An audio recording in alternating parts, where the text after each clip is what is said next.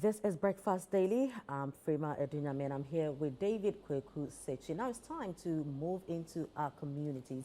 You know, we go to the Volta region and there's another worrying situation, tidal waves.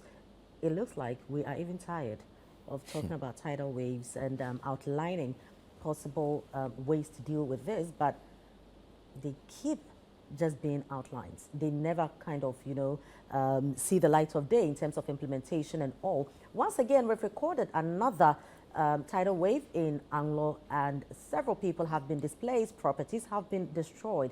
We spoke about this last year, that's 2022. We spoke about it 2021. 2023, we are still talking about it. What really is going to happen? And we shouldn't just forget that it keeps getting worse. You know, the rains have started. We have the water from the sea taking over communities and all that. What really do we need to do practically to deal with some of these challenges? Now, we've been joined in the studio by our very own Fred Duho. Fred seemed to know these areas very well, and he's been there last year when it happened. And he brings us, update on that and also what has happened yesterday. Fred, welcome to Breakfast Daily.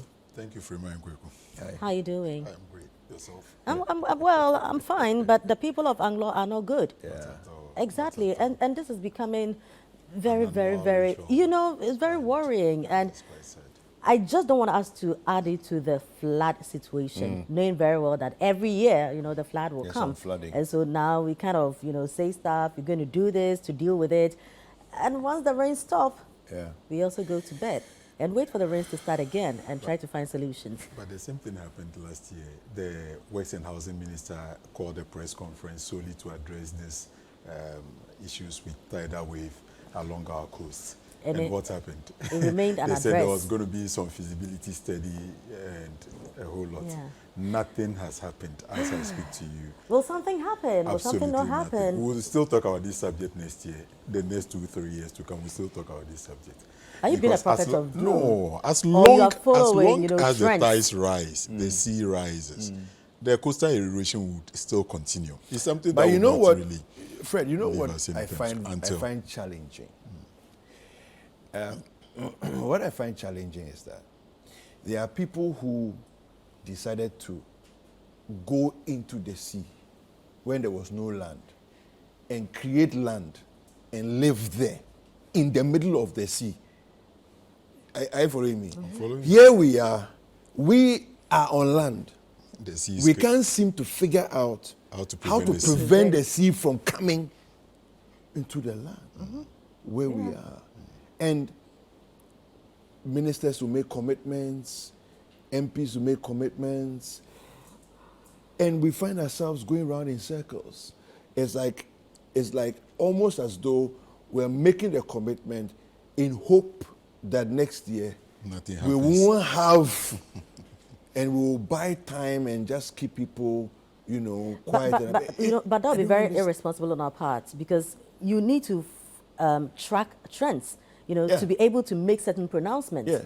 You make these, if you are tracking, the trends, then you should know that, like Fred is saying, next year it will happen. Next 2 years it will happen, So you don't assume that, let me just say something to buy time in anticipation of the problem not coming back.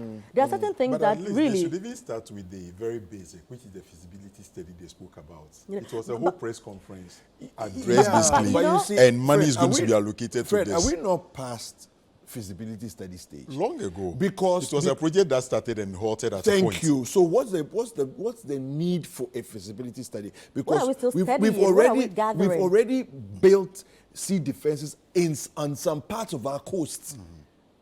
Do you understand?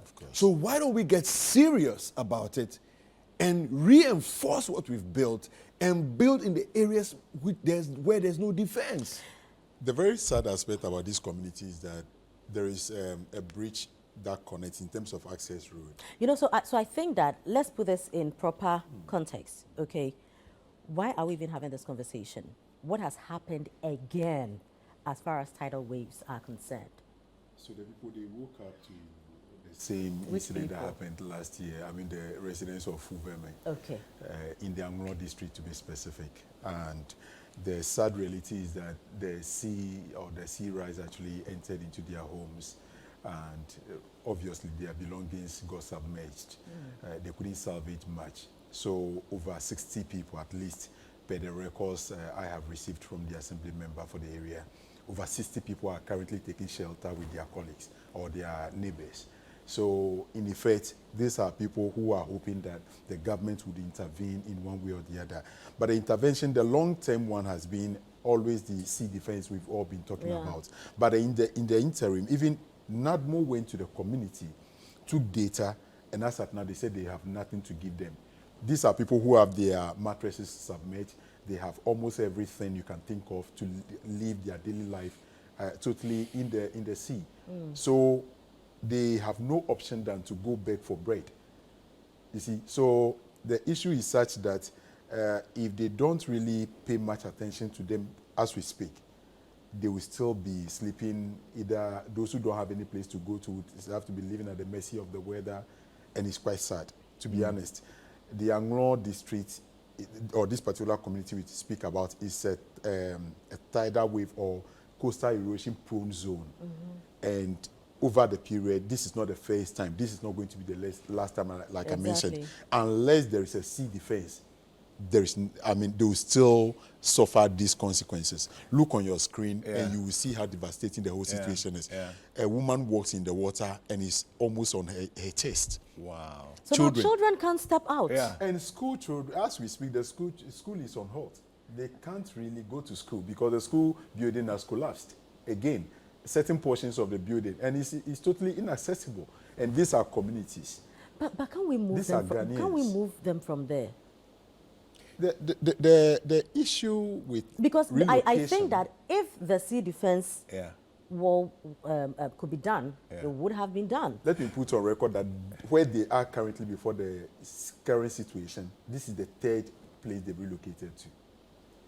Okay, so they were actually living at the first place, the sea came, the second, this is the third. And if they should relocate, they would have to be moving to the fourth place. So for how long would they keep running away from their shadows or run away from this kind of disasters?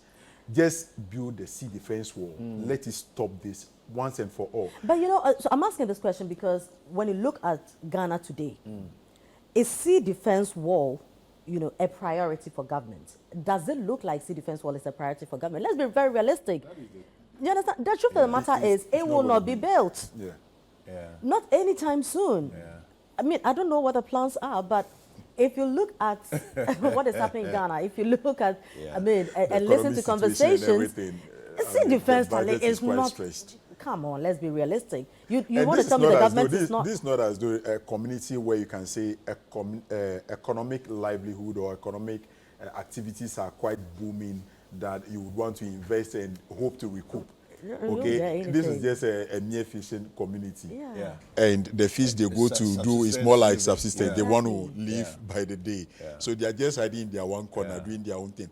But the unfortunate thing again is that there are some tourist hospitality spaces within these communities that also get submerged over time. And those places have also relocated like 2 or 3 times. So you see on your screen, they are putting manpower to work where they are hoping that they will rechannel the water that has gathered in the community back to the sea, so that at least they can go about their daily life. So for how long would they do this? High. How long? Very high. How long would they continue to do this? So how do we manage this situation? Well, you know what? It would be good to have an engineer's perspective on what's going on here, because I'm sure there are solutions that will be more permanent than what we've been doing. And like we're saying, sea defense for now is probably on the back burner of any governmental developmental plan. But Kweku, come to think of it, this community we speak about, how much of activities would they do that would also contribute to the climate change issues we talk about on a daily basis? So we happen to do the things in the city, cause this kind of effects, and they bear the consequences. So it tells you that I mean, climate change knows no boundary. No, Whether you are contributing to it or of not, course, you exactly. would equally, Yeah. I mean, be affected one way or the other. So this is a community where even if they ask you to go there, you would have to struggle to make your way there. They can't produce plastic. They are not doing dumping. They are not. There are no factories there. Yeah. Vehicles would hardly access that place because you must use 4x4. So even before a vehicle goes there, unless probably the No, MP, I mean, I've been the to MP the, is going I've there. been So to the, how much the of general Anlo area, You see. and the air is fresher, you know, the atmosphere is clean, and so on. So, you're, like what you're saying, there's no pollution that comes from there, but they are still feeling the brunt of the other, you know, things that the are effects happening from the elsewhere. cities, of course. You know, in the country, it's unfortunate. It's really, look, the government has a lot on its plate, but I don't think it's good enough to say that we are in economic bad times and therefore we have to ignore these people, because that's why government is not done by everybody. That's why there are people who are In charge. who are in charge. Do you see? Because it's solving difficult problems, right? In the midst of economic hardship, in the midst of an economic downturn, and all of that, and struggling to stabilize the Citi and dealing with IMF and all these other things, you still have to protect the vulnerable. You still have to protect and be there for the vulnerable, you know, when things like this happen. Fred, you have been to, you've witnessed this, something like this before, you know. If you are supposed to, let's say, advise the housing minister, okay, advise government on immediate steps it can take to help these people, what would that be? In the interim, I would propose that there are other higher grounds, in as much as they may also be a low-lying area, but it's closer to the lagoon side, not much closer to the sea. So in effect, if you relocate them to the next place, build a permanent place where it will be raised above sea level. Even when the sea comes, at least their properties are protected. The buildings where they will be accommodated, all those things will be protected in a way. In this case, they are living in temporary structures, makeshift structures that are unable to withstand even the shock from the sea. You know, can we build their homes, you know, because looking at their structures, like Fred is saying, these are not permanent structures. Can we not construct stuff on like stills for them and all that, like we have in Nzulezu, knowing that the waters will come? So put their structures on something, just so when the waters come, you know, their homes are very high above the ground. Yes, is it not possible? No, because even in the Keta area, there are houses like that, which are on stilts. Exactly. So You know, so I think that may also be another, you know. I mean, I'm sure that would Because be way these people- cheaper than building a sea defense wall. Yes. These people, there are obviously no place to run to, because you have the lagoon on one side, the sea on the other. And you can't You're keep only living- relocating. So where will you keep relocating them to all the time? All right, we have Raphael Agbanavo, who is the assemblyman for the Atiteti electoral area, joining us on the line. Good morning, Raphael. Good morning. Yes, welcome to brother. Breakfast Daily. Thank you. All right, so give us a picture of what you're experiencing since the tidal wave hit. Okay. Good morning to your panelists. Good morning to people of Ghana. To start with, speaking right from Fuveme, a community in Anlo District, Bovota region, closer to the Adan estuary. We are not far from the estuary. Okay. It is about 5 years now to 6 years, where these adjoining communities I'm going to mention, Bokbogbo, Fuveme, Agokeji, Atibeti, are experiencing flooding anytime the sea level rises. It was started 2015, where a community like Bokbogbo, about 200 to 300 people were displaced, and the whole community submerged into the sea. And they have to move from Bokbogbo to Fuveme, the nearest community. And 2015, 2016, thereabouts, people of Fuveme were also devastated with the same phenomenon where a complete school building or a complete school for the people were also submerged into the water. And the people have to move again to a nearby community called Agokeji, where currently we are. So at Agokeji right now, 2021, November 7th, the Tidal will strike the relocated school from Fuveme to Agokeji, demolishing the school structure. So as we are speaking, that demolished structure is what the community is managing for the children to go to school. And people again were devastated to the extent that their homes were lost to the sea, leaving them no choice than to live in a temporary structures as we are discussing at the studio. Because you can't keep on putting a permanent structure where they still take it. So the only option is that they should provide themselves with the temporary structures as we are talking about. So currently, just Sunday, then we experienced the devastation again, where about 80 people's structures, even the school I'm talking about, was severely flooded. You could be surprised that the sea is collapsing buildings, not the temporary structures, but the submerged structures.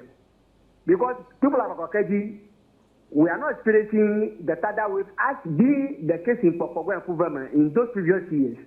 So they are not temporary structures. It is the people from Fuveme who have been living with them right now that decided to put up the temporary structures. So originally people at Agokeji who are living in distant accommodations and the rest, they are losing those distant accommodations right now into the sea, including the temporary structures built by people of Fuveme. So as we speak, it's not about relocation. It's not about putting the structures above the ground level, as some of your hosts, your panelists are putting it. Because as the sea comes, it takes the land away. It's not like the land is flooded, the water will be on the surface of the land for some time and it will drain back. That's not the situation. As it comes, it scoops away the land. Much of the land. Okay. So whether you put a structure raising the floor, what will the floor stand? Why? The floor needs to stand on the land. Yeah. The water is taking the land, and the back of the community is a sub alley of river water. So the land space between the sea and that of the river water is not that much. So it's not about relocating the people, because if the relocation could have solved this problem, since 2014, the people of Popogo to Fuveme moving in towards the areas that cannot be affected, I think this will have solved the problem. If the relocation should be the case. So let me ask you, in your mind, what would you say would be an immediate solution to this problem? The immediate solution to this problem is to protect the coastline by defending it. Because, my brother, imagine if the sea should connive with the river water that I'm talking about right now, where we have a lot of mangrove and the ecosystem of the river. Yeah. Imagine the sea should enter it fully, where they become one body. So are we not losing the natural resources that we have? As we keep on moving the people, we are not considering the natural resources that we have as a nation. Losing the land just like that, losing mangroves, the aquatic species. So we don't care about those things. So the other thing, I just wanted clarification. Are you saying that prior to 2014, 2015, this thing had never happened? This thing are not happening because we are attributing the problem to the sea defense constructed at down close to the estuary. Because the dynamics of the estuary is that at times the sandbar will build crossing the front of these communities I've just mentioned. Yeah. And it will be difficult for you to see the sea when we are in these communities, because we need to travel like a kilometer to the shore to see the sea. So the sea will take the land in some way, build it in another year. But as soon as they construct the sea defense at the estuary level, where they block that sandbar from moving again, then the pressure is now at the eastern side of the estuary, which is the Pokobot Fuveme. So it's not because of the sea defense structure being put at the end of the estuary at Adan. We're not experiencing this situation now. Okay. Okay. Thank you very much for speaking to us this morning. We really appreciate your thoughts and your time. Thank you. We've been speaking with Raphael Agbanavo, who is the assemblyman for the Atiteti electoral area. He seems quite, he's thought about the issues, that we're discussing. One of the things, Fema, that he made, and I took note of, was the fact that if we build on stilts, right, the sea is actually washing away the land. So the earth in which you will put the stilts, it's washing that away. So your houses will come crashing down anyway, So the only real solution is the sea defense, And what he's saying is that the sea defense, the challenges that they're having now, came as a result of the sea defense that was put up around the estuary area. So the pressure has shifted towards that end now. That I agree, because the sea defense from the Adan side, and then one also started from the Aflawu side. So more like the pressure is coming from, like and there's a gaping hole for them. So that is how come the pressure is pushing to them. So he has a point with that. But I mean, in the interim, you can't be waiting for the sea defense. That is my while concern our now. mothers, Do you our understand? sisters, our aunties are literally. we're speaking. How long do we move them around for? We are speaking technicalities now. Do you understand? Yeah. I mean, this solution, I do not think that government is not aware. Yeah. Do you understand? The government is aware, but the practical challenge that we have is funds. And it does not, as far as I am concerned, appear that if we get money today, the 3 billion that is coming, the sea defense is not part. No. Do you get it? Unless, of course, maybe the Honorable Asenso Boache can come and tell us otherwise, that look, we have this lockdown, we have money coming in. He is the one who's been making commitments. The money, where is it? That is what I'm saying. I've not seen anybody over there. And sea defense is, it's probably because they've done the feasibility studies, We know what the problem is. We know how to solve the problem. We know how much it will cost us. But the question is, Nasika, no way. Do you get it? Yeah. And so I think that there's no point going back there for another feasibility study or anything. Yeah. It is there. It's on paper. We now need money to do this. Now, my question is, if we get money today, is this sea defense that we want to do? It does not look like that. That I agree look at with. our educational problems. Look at some children are sleeping in toilet cubicles. Yeah. Do you understand? And you think that sea defense is what, if we get money today, we are going to do? Which apparently no. So my question is, what are the immediate solutions? Do you understand? Yeah. If it means that, yes, we should keep on constructing temporary structures for them just to make sure they are safe, that is what we have to do. Just to let them know that, okay, so we can't put up permanent structures here. We can't do so much. Make structures that, should anything happen, when you sense danger coming, you can easily move them or find some high grounds in that space. That is, if there's any. But if we should have a technology that can even easily predict how high the sea will rise at a particular point in time, that would serve as some precautionary measures to them, warning signals, telling them that, because it's not every time that it rises. Okay. Exactly. So but we there's should a have particular this, time that exactly. So we should be able to predict all these things and tell that, okay, this time we foresee the sea rising above a certain level. So we want all these people to relocate to this place. Move. Okay, when the sea goes down a bit, we can bring them back to continue with their daily life and stuff like that. We need some form of really think about this whole solution. Well, bring it to fruition. The DC has joined us on the line, Seth Yomewu, Honorable Seth Yomewu, DC of Anlo. Good morning to you, Honorable. Good morning. Yes, welcome to Breakfast Daily. Thank you very much. All right, now I would imagine that this situation is rather worrying for you. Do you have any immediate answers to solving this challenge? Yeah, thank you for this opportunity. It is true that in my area here, Fuveme, we are suffering from Tidal wave issues since about 10 years or 15 years ago. So actually, it is like a perennial annual ritual. So every year we experience it. But where we are now, I think the situation is very serious for us. So as you are saying, we have any immediate solutions to it. I think we have short-term and long-term solutions for the issue at Fuveme. When I talk about the short-term, where the people are living now, in fact, it's not more. It's no more good for people to live there. So what we are doing as assembly or as a government representative here is that to talk to them so that at the end they can relocate to another community. I think we started this issue in 2021, but they are feeling reluctant to move from that community to the other end, which is creating problem for us.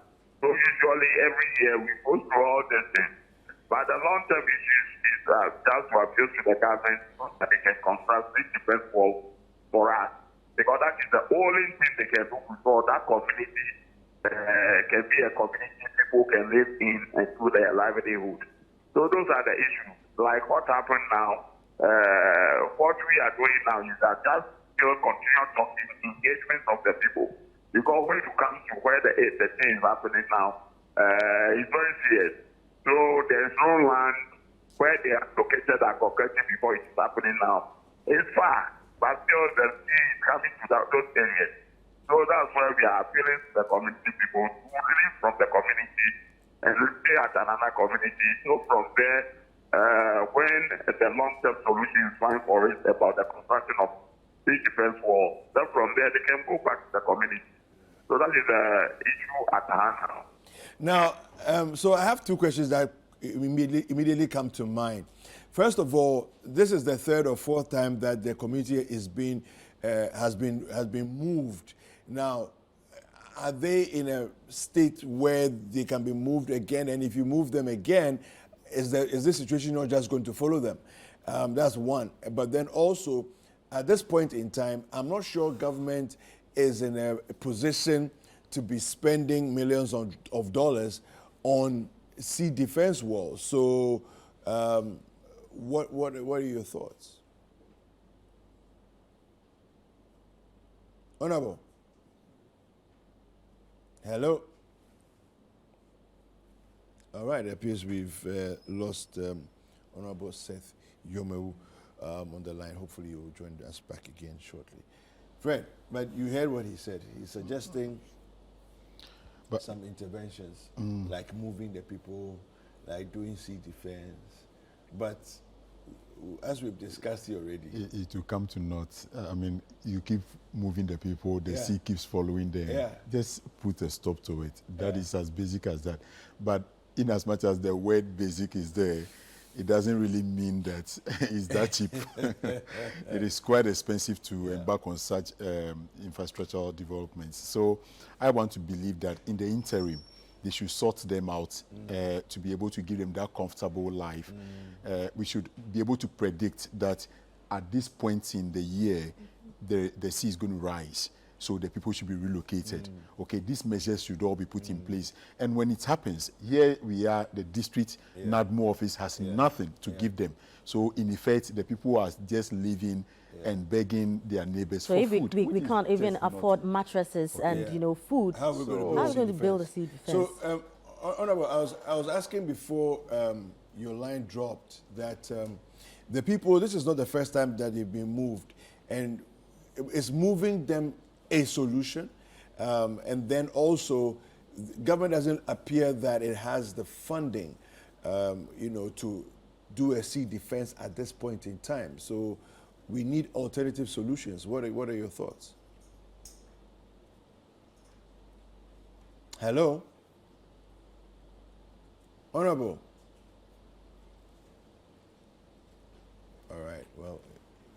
don't have him on the line.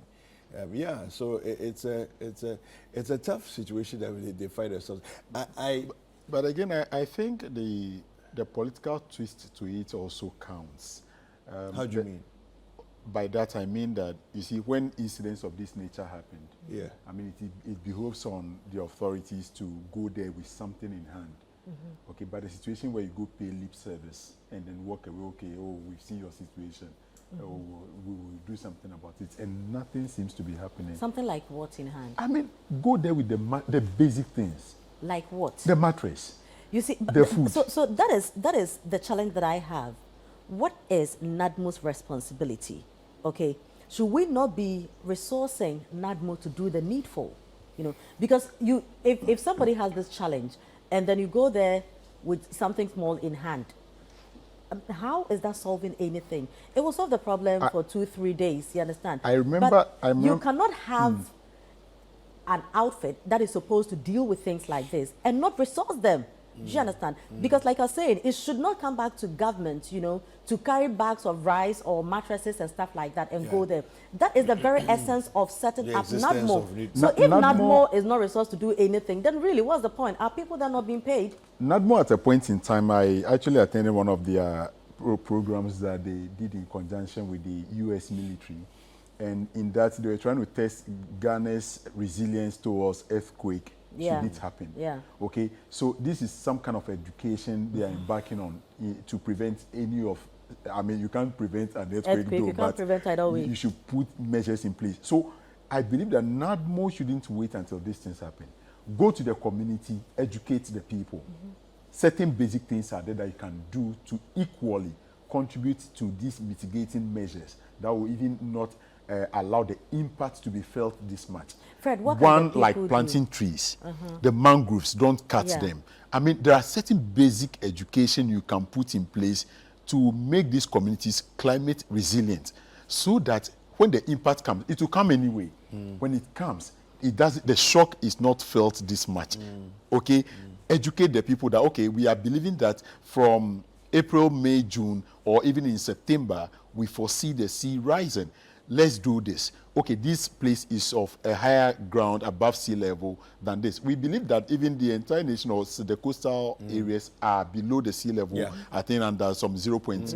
I mean, they have their own measurement they give to it. But to some large extent, we have obviously places that we can relocate these people to in the interim. They will survive when the sea level goes down. We bring them back. Let's take the education to their doorstep. Most of them over there do not even know what climate change is about, what it can do in terms of climate crisis. There's a yearly or bi-yearly migration of sorts. That would help. Exactly. When the season is coming, you know, you move. And that is what I mean. Shouldn't wait for their items to be submerged. I mean, they sleep sometimes and they are floating on water. Can you imagine? Because, and my point is, this is, I mean, in quotes, buildings that can be carried. Do you understand? Because the way they've constructed their structures, these are things that can be easily replicated elsewhere, and it wouldn't really cost so much. Because when you look at these structures, really, how much? Thatch. You know, it's just thatch. So So why can't we, you know, find a proper area and let them be in the meantime while we try to implement some of these issues? If you are planting even trees now, if you are planting the mangroves and all these now, how long will they take? You know what? How much is a thing? When the Apiate incident occurred, Fred, we managed to put the people in some makeshift structures. They were living there while we build the whole community. Exactly. So, I mean, if they shouldn't be living in these kind of structures in the first place, they should have some decent you know what? We'll take a break. We'll come back and we'll continue the conversation after the break. Okay, let's take a quick break. We'll be right back. You're welcome back. This is Breakfast Daily, and we are discussing the issue of tidal waves. You know, we've recorded another one in Anglo, and this is becoming very, very worrying. You know, especially when you go to bed and the next morning you just find yourself sleeping in water. You know, everything you own has been submerged.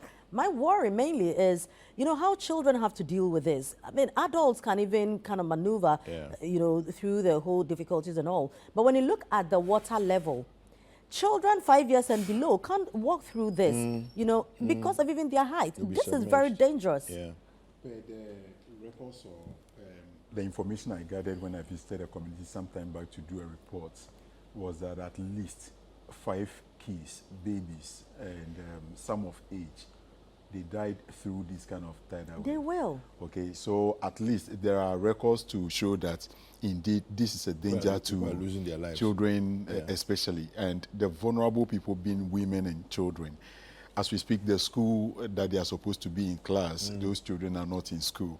So it tells you that, well, I mean, the devastation that even comes with this in terms of the mental trauma, going through all these kind of things, while your colleagues are in school studying, it tells you that, Charlie, we need to really put in some measures. At least let's make some provision for the women and children. If the men won't move, let's move the children and the women. And you see, my point is, can we not move the people, okay, and just leave this as the fishing area that it is, a business hub, and so we don't have people living there permanently. Let's say they go to sea, come back, just be there for some time, but they probably have other permanent areas, you know, where their wives and children can be. So they go, because when push comes to shove, probably the fishermen can't swim.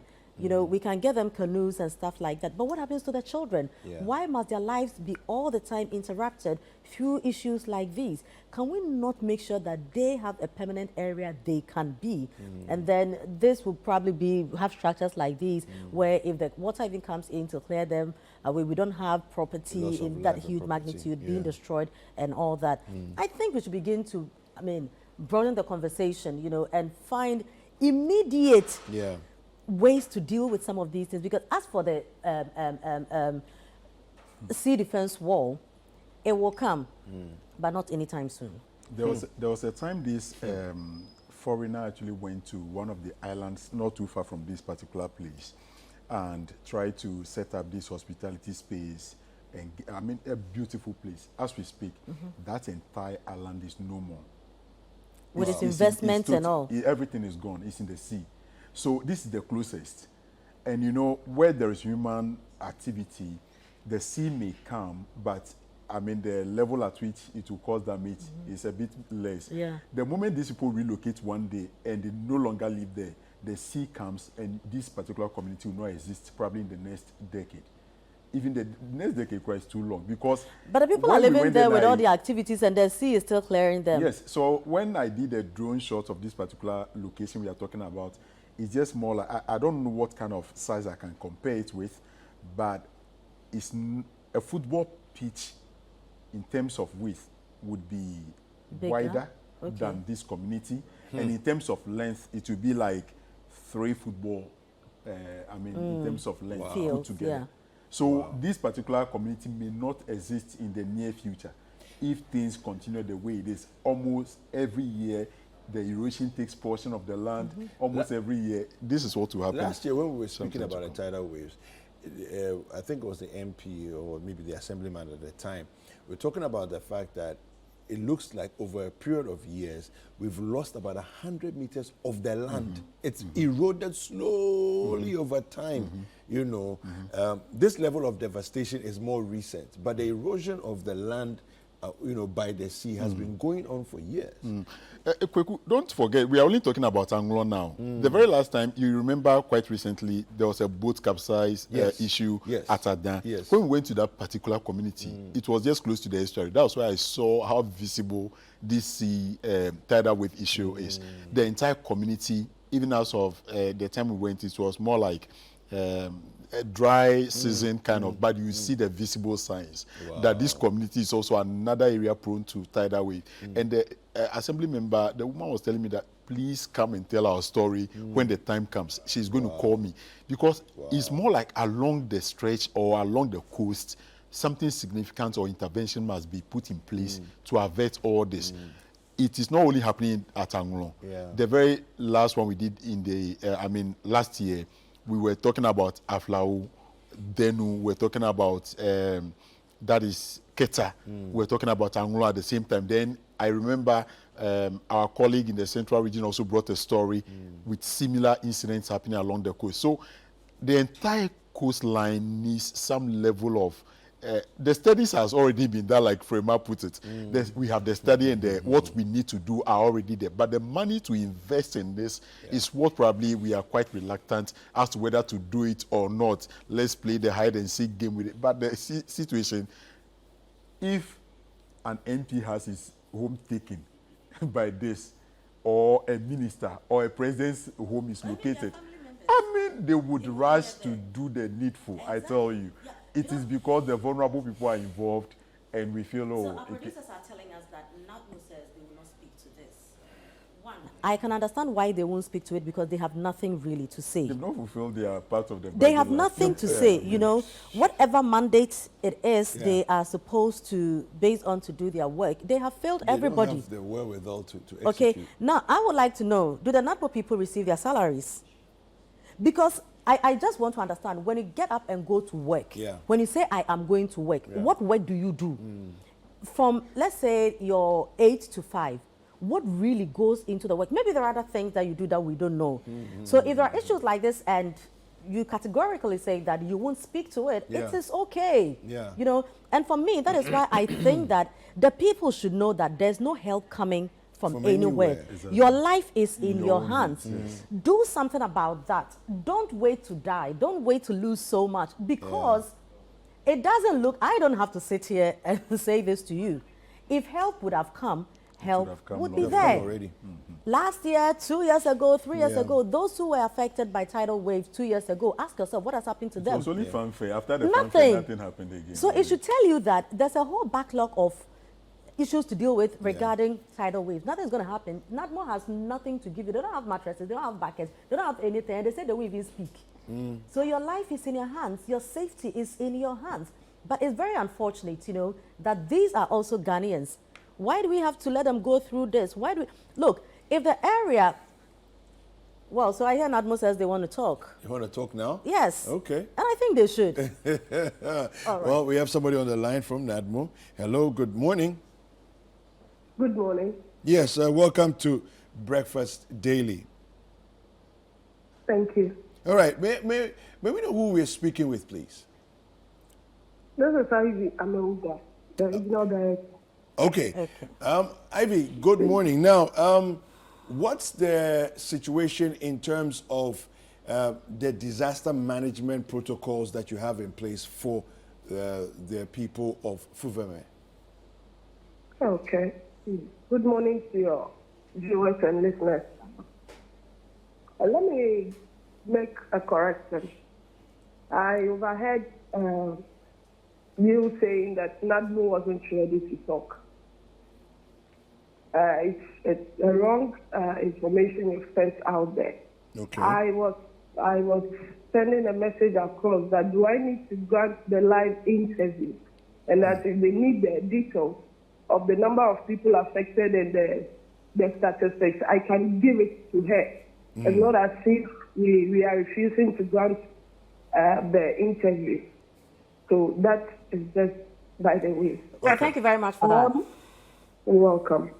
On the issue of Fuveme, this thing, I think we have discussed it over and over again. We have spoken, we have given out data, and it has happened once again. And this time it happened at the new settlement that the people were moved to. That is Abokeji. That is where this incident happened once again. And NADMO moved in quickly, helped those that they can help, move them and give them some shelter and other things. And we have some numbers that are here, the number of victims that were affected, the number of houses, and all those details. But these are not the final details. These are just what we have now, while assessment is still going on. Okay, so Ivy, please let us know, where exactly did you move these people? Yesterday when I spoke with my district director, he told me most of the people have relatives, but they moved to stay with for a while. And that's at yesterday in the afternoon, the tides were very calm, and then it has receded. Just left with the homes getting dried up for the people to move in. So most of them moved to their relatives. Okay, so is it that you provided assistance to help them to move, or they moved on their own? Yeah, when I viewed the pictures and then the videos that were sent to me, the water tides were so high that some people need to be helped to move out from their rooms and other things. That is the help we assisted because my men know how to at least help them to cross from the flooded area to the various safe havens that they want to go to. So that is the assistance we give them. Okay, and what about the things like mattresses Relief items. and so relief items? You see, I think the last time I spoke with the media, I made it clear that the people are no longer interested in this relief items that we keep giving them every time this thing happens. They keep telling us that they need a permanent solution. And per their statement, they said they need a sea defense. Okay. So the relief items really is not an issue as we speak now because the people are not interested. I see. That's interesting to hear. They said they need a permanent solution to the problem. Okay. So anytime it happens, we move in to give rice and blankets and things, but the situation keeps worsening. Yeah, but so they need a permanent solution. The issue, Yeah. the challenge I have with what you're saying right now is that when the floods come in, they are going to drench the mattresses. Some of the mattresses may be dragged out to sea. The bags of rice will be soaked in rain, in flood waters and all of that to sort of spoil their things. So why would anybody say we don't need relief items? I don't understand that. I'm saying that you said they are not interested in the relief items. It doesn't mean that they have rejected relief items completely or we took something there and then they have not accepted it. See, So they accepted the relief items? We've not taken anything. When I started speaking, I told you that the numbers that I have here, the details, are just what we are able to get now. Assessment is still going on. Okay. You cannot move in with this number and then start sharing. At least you must get a concrete detail of those that have been affected, the number of people before you can move in with any relief that you can give them. So once we get our details and then the report, which I believe will be coming in this morning from the district director of NADMO, we will forward it to the headquarters for the necessary actions to be taken. Madam Ivy, would you say this is an emergency? Well, it's an emergency because lives are involved. Okay. Now, this happened over the weekend, am I right? Yes, this happened over the weekend. Okay, and we already, today is already Wednesday. When do you hope to get the numbers to send help to these people? When I spoke just now, I said the final details will be coming in, hopefully this morning. You see, this happened over the weekend, but the site didn't come once and then just receded. It happened, and then once you are trying to maybe finalize your report, the next morning it has happened again, and it has affected other people. This is how this kind of things happen. So now that yesterday my director made me aware that the water has receded, the tides are calm now, and hopefully this morning he will send in the final report on this particular issue. All right. So just a quick one before you take leave of us. You've been the regional NADMO director for how long? A year. A year. Okay. A year ago, were you in office when this problem happened? I was a deputy regional director. Okay. So at least you have a fairly good idea that this isn't the first time. It's happened a number of times. And there's a certain number of people, typically, that minimum number that will be affected. Mm-hmm.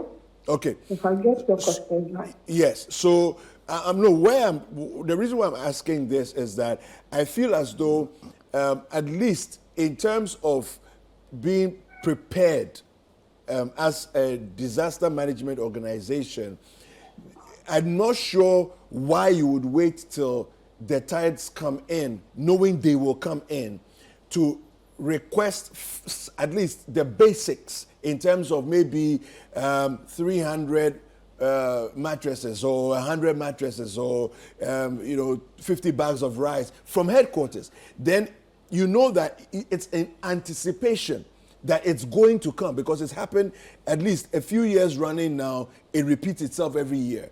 So in terms of anticipation, you request from head office. But today, as it is Wednesday, it happened over the weekend, we are still waiting for details to come in before we now send a report to headquarters, before headquarters will react to it. So maybe even by weekend, they still wouldn't have received anything from NADMO. Okay. My brother, I get what you are trying to say, but even in our homes, our phones sometimes get dried up. Okay, so it's not as if it has become the norm, or is the norm that NADMO will wait for the things to happen before. That is why we have regional stores, we have district stores. Mm-hmm. So this time it just happened that at the time the event happened, we don't have certain things. Okay, when somebody's home gets flooded, I don't think that the first thing the person might need should be a mattress and then foodstuff. So I cannot just move in with Wellington boots. So if I'm saying that I'm requesting, we need some essentials that must be given out when this kind of things happen. Yeah.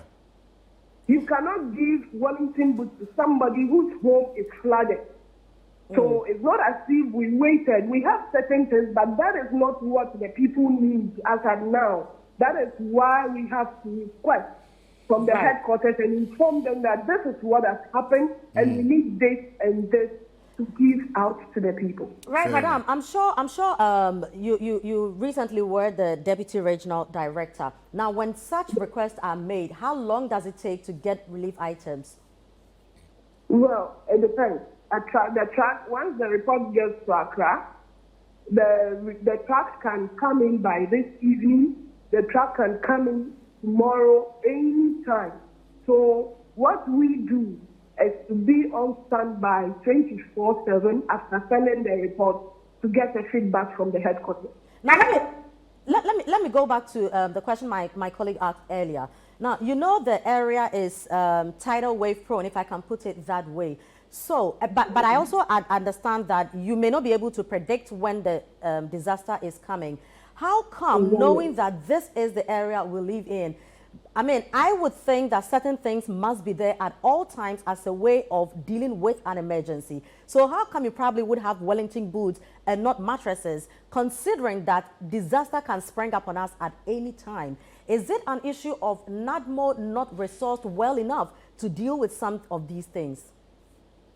Well, we cannot keep mattresses and be waiting for tidal waves to happen before we give it out to people.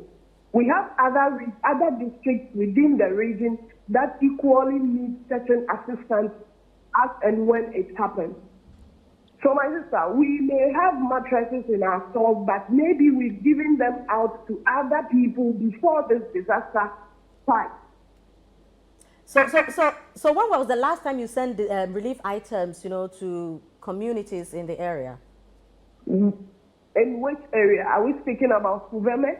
No, not Fuveme. any area under your area under supervision. As in sending relief items to the some communities in the Volta region? Yes, unless of course maybe we haven't had any need to send them. But let's be fair to each other. This is not the issue I should be speaking to now, and I don't think I have to be giving the whole public that I have given relief items to Konjovi Kope or Koblavi Kope. But we need to know. There is no issue on them, my sister. let's be frank and then No. fair to each other. You see, I am telling you, when yeah. the need arises to give those details, yes, I'll give it. Madam and Ivy. if you need the details of all those things, I have been reporting to my headquarters. You can get the list of communities that this relief items have been going to over the years for as long as you want.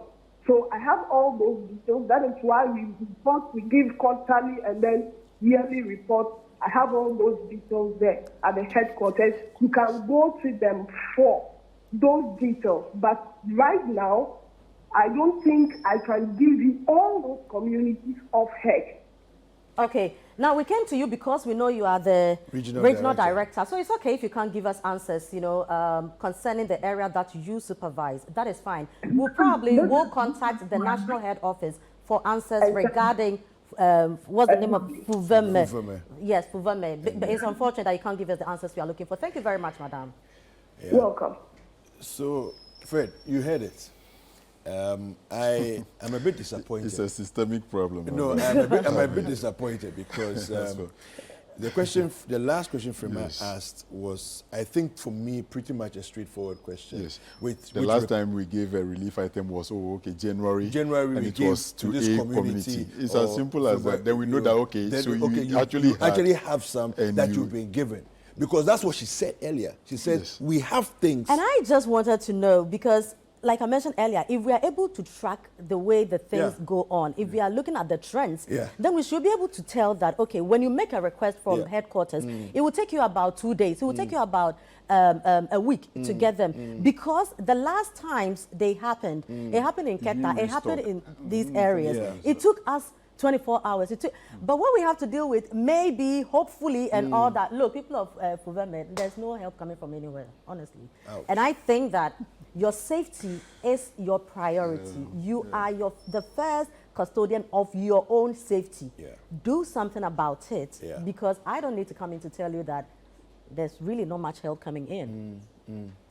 All right. Well, thank you very much, Fred, for joining us this morning. Welcome.